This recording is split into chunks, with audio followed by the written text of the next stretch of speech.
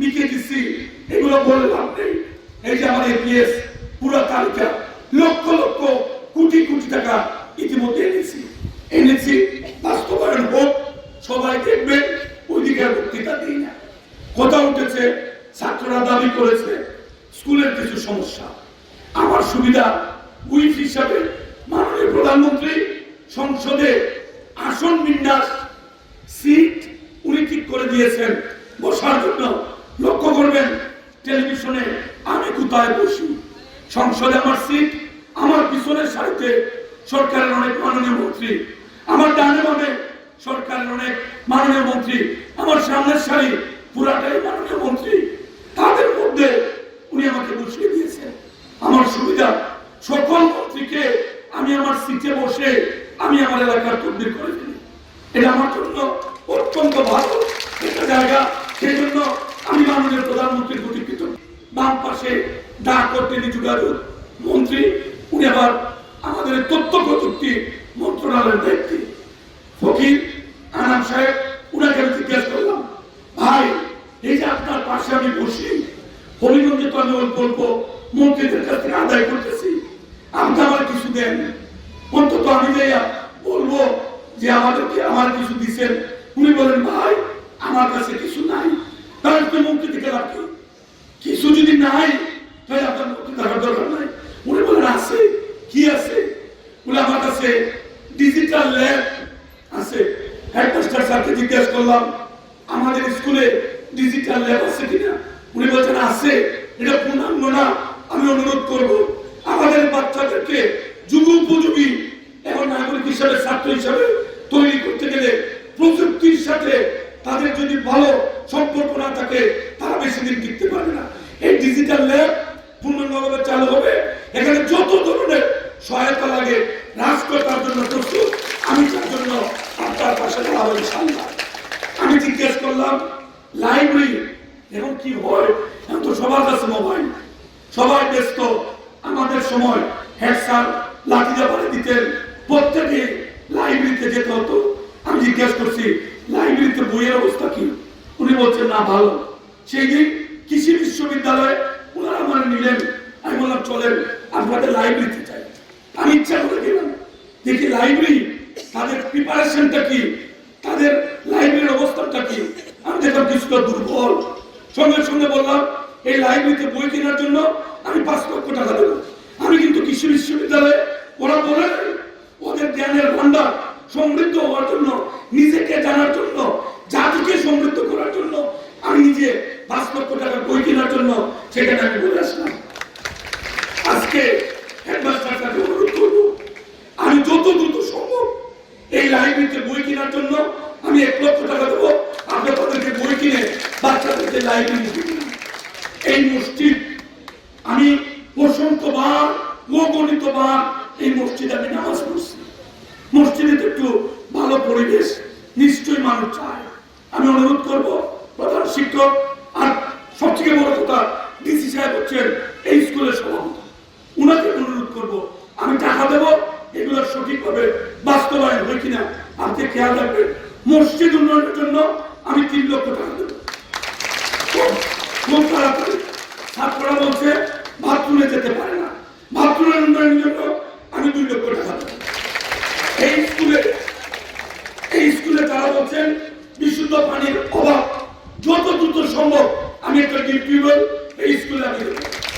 তারা বলছে খেলাধুলা, লক্ষ্য করেছেন মাননীয় প্রধানমন্ত্রী খেলাধুলাকে নিছক আনন্দ নয়, উনি বলছেন এই ক্রীড়াঙ্গনের মানকে উন্নীত করে এটাকে পেশা হিসেবে আমরা গুরুত্ব দিতে চাই।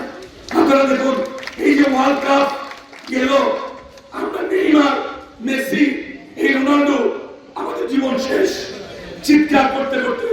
আমরা কি আমাদের ছেলেদের মধ্য থেকে আমরা মেসি দেখতে চাই না? অবশ্যই চাই। সেই জন্য আমাদের প্রধানমন্ত্রী এই নতুন করে স্পোর্টসের মাধ্যমে আমাদের ছাত্রছাত্রীদেরকে বের করে এনে এটাকে পেশা হিসেবে উনি গুরুত্ব দিচ্ছেন। যারা ভালো লেখাপড়া করবে রাষ্ট্র তাদের পৃষ্ঠপোষকতা করবে এবং লেখাপড়া শেষে এই খেলাধুলা পেশা হিসেবে নিয়ে এই ছাত্রছাত্রী তাদের পরিবারের সমস্যার সমাধান করবে, দেশের মুখ তারা উজ্জ্বল করবে। আপাতত টাকার সংকট, 17টা বছর দেশের অর্থনীতি একদম বিধ্বস্ত, রাজনৈতিক বক্তৃতা দেব না, এর মধ্যে আমাদেরকে ঘুরে দাঁড়াতে হবে।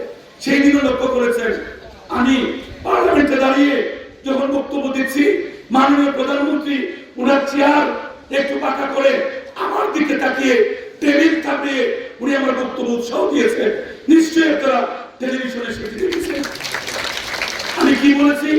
আমি বলেছি এই 9,38,000 কোটি টাকার বাজেট, এটা অনেক বড়।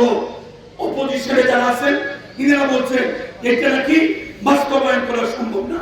আমি বলেছি যদি আমরা 350 জন সরকারি দল বিরোধী দলের এমপি আল্লাহকে সাক্ষী রেখে আমরা নিজের বুকে হাত দিয়ে ওয়াদা করতে পারি আমরা কেউ চুরি করব না, কাউকে চুরি করতে দেব না, তাহলে বাজেট বাস্তবায়ন সম্ভব।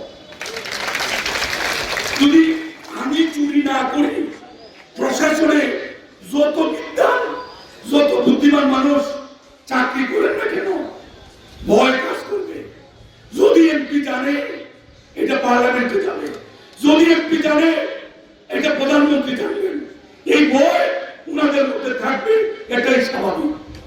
সেই জন্য আমরা প্রশাসন জনপ্রতিনিধি মিলে আমরা যদি অন্তত একটা টার্ম আমরা সততার সাথে দায়িত্ব পালন করি, আমাদের স্কুলে শিক্ষকের সংকট থাকবে না, আমাদের স্কুলে ছাত্রছাত্রীদের সমস্যাগুলো থাকবে না।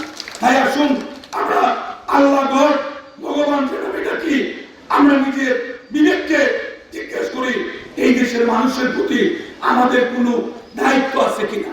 যদি দায়িত্ব থাকে আমরা সততার সাথে নিষ্ঠার সাথে 2024-এর গণতান্ত্রিক আন্দোলনে 5ই আগস্টের পূর্ব পর্যন্ত যারা শহীদ হয়েছেন সেই শহীদদের স্বপ্ন বাস্তবায়নে আমাদের বর্তমান প্রধানমন্ত্রী জাতির সামনে যে নতুন স্বপ্ন দেখিয়েছেন সেই স্বপ্ন পূরণে আমরা সবাই একসাথে মিলেমিশে কাজ করি।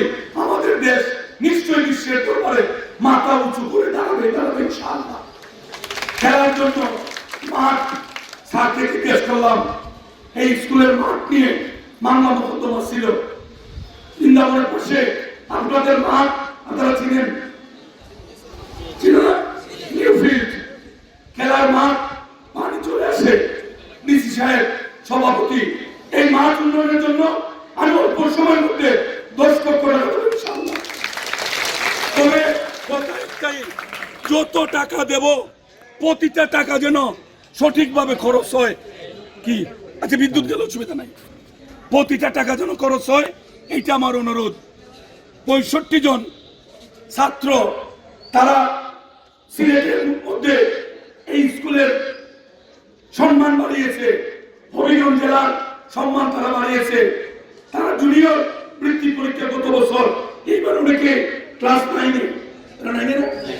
9-এ, এক বছর পরে এরা চলে যাবে কলেজে। অন্তত আমার একটা স্মৃতি থাকুক, প্রত্যেকটা ছেলেকে কমপক্ষে একটা স্কুল ব্যাগ 2000 টাকা পড়বে, প্রত্যেকটা 65 জন। আমি দ্রুত সময়ের মধ্যে এই টাকা আমি ডিসি সাহেব এবং হেডমাস্টার সাহেবের কাছে দেবো। একটা করে ভালো স্কুল ব্যাগ অন্তত কলেজ পর্যন্ত যেন ছেলে কাজে করে নিয়ে যেতে পারে। আমি 65টি ব্যাগ কমপক্ষে 2000 টাকা করে কিনে আমি ওদের হাতে দেবো। এটা হচ্ছে আমার পক্ষ থেকে কৃতি ছাত্রদের করবো।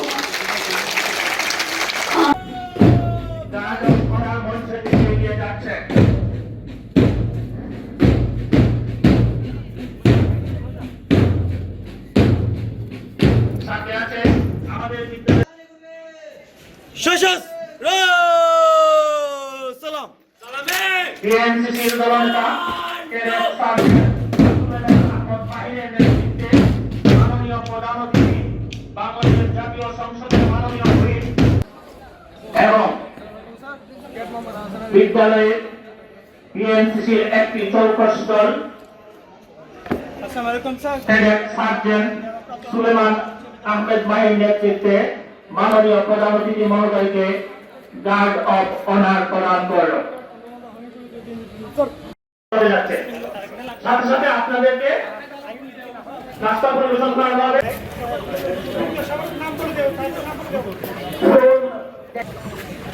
সবাইকে করতালির মাধ্যমে তাদের সামির পাল সাগর স্কুল প্রাপ্ত শিক্ষার্থীদের সামনে আসার জন্য অনুরোধ জানান। তারপর আসবেন হাই স্কুল